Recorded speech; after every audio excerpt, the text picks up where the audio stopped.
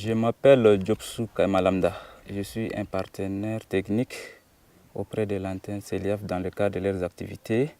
Et présentement, nous nous trouvons dans le village Guissédé, où se trouve le site de l'antenne CELIAF pour ses activités sur le terrain. Mon rôle, c'est de venir donner peut-être une formation, un exposé débat et des conseils techniques.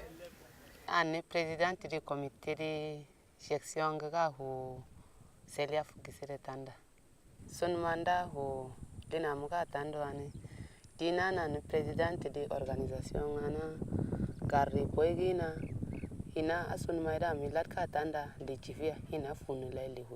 Le projet est très bénéfique pour les femmes parce que là, elles sont en train de faire la culture maraîchère sur le site de la forêt communautaire et ces jardins qu'elles sont en train de faire peut à la longue devenir une source de revenus. Vous savez, les femmes sont une couche très vulnérable de la population. Et elles n'ont pas d'activité génératrice de revenus, elles n'ont pas d'activité qui peuvent les permettre de subsister. Alors, cette activité pourra permettre à toutes ces femmes-là de faire quelque chose, d'avoir un revenu parce que le produit de leur culture, elles peuvent l'écouler au marché, elles peuvent faire des choses avec, elles peuvent même avoir un foyer, envoyer quelque chose au niveau de la famille. Ça, c'est déjà un bénéfice concret pour les femmes. Quand elles vont lancer avec les cultures maraîchères, elles vont prendre une partie pour vendre, une partie elles peuvent consommer. Et en ce qui concerne les plants fruitiers, dès que ça donne le fruit, elles peuvent en consommer. Elles peuvent aussi vendre une partie.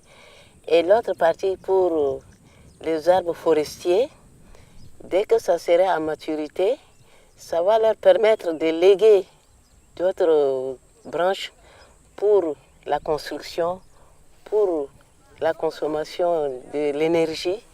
Et au fur et à mesure, elles vont remplacer au fur et à mesure les arbres qui sont détruits.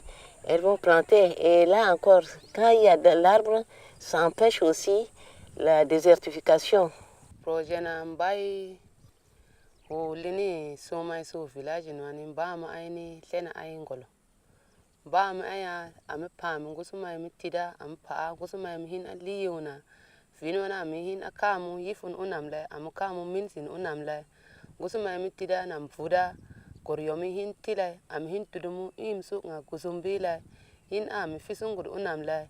Bami I tem hinga amila mi jardena lesu korisu tafuso amila sina amin tuda tafla amin tuda igisuk nla asimba mi chifida hule min ngolo. Autre bénéfice, c'est qu'elles vont contribuer elles-mêmes à la protection de l'environnement. Elles sont tout au long de ce projet.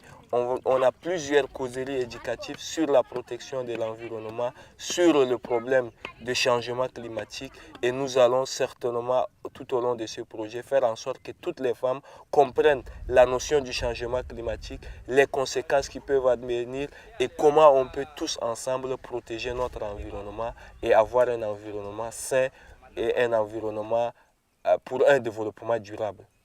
Nous avons d'abord commencé par un exposé sur le thème « Quel comportement éco-citoyen pour la protection de l'environnement ?» Et nous avons défini certains mots, qu'est-ce que c'est l'environnement même, pour faire comprendre la population, il faut expliquer ce que c'est l'environnement. Nous avons parlé du citoyen et les ressources naturelles. Qu'est-ce qu'il y a entre le citoyen et les ressources naturelles? Nous disons qu'il y a une étroite relation entre le citoyen lambda et les ressources naturelles. L'homme vit de ses ressources naturelles. Et comme l'homme vit de ses ressources naturelles, qu'est-ce qu'il doit faire? Il doit chercher à les gérer de manière rationnelle, équitable et durable. C'est lui qui détruit et c'est lui qui doit aussi restaurer.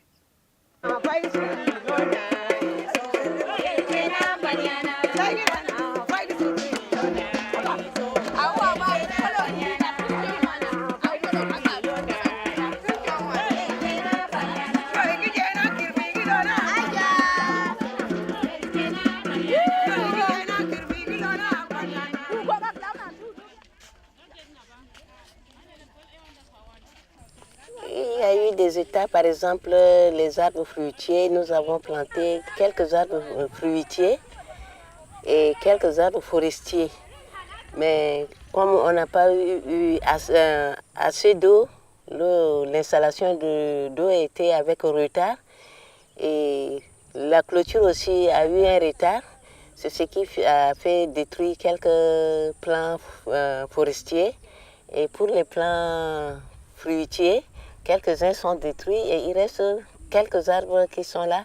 Mais d'ici peu de temps, nous allons reprendre à planter d'autres arbres fruitiers. Les femmes arrosent, n'est-ce pas, les cultures, soit avec des mains, soit avec des tasses trouées. C'est parce qu'il n'y a pas des arrosoirs, il y a manque de matériel. Nous demandons à l'Union européenne de nous octroyer le matériel pour qu'on puisse augmenter également notre production. Nous souhaitons à ce que l'Union européenne continue avec nous, puisque la durée du projet est de 2 ans. 2 ans pour réaliser vraiment un site communautaire, c'est peu. Alors pour pérenniser ce projet, si il allonge encore son projet d'ici 5 ans, je pense que nous aurons une réalité dans le site. Je pense que les femmes auront leurs ailes pour voler. Et je pense que l'Union européenne peut penser encore dans d'autres villages. Ici, nous sommes dans le village forestier et la désertification, le changement climatique, c'est un peu partout. Nous avons encore d'autres villages.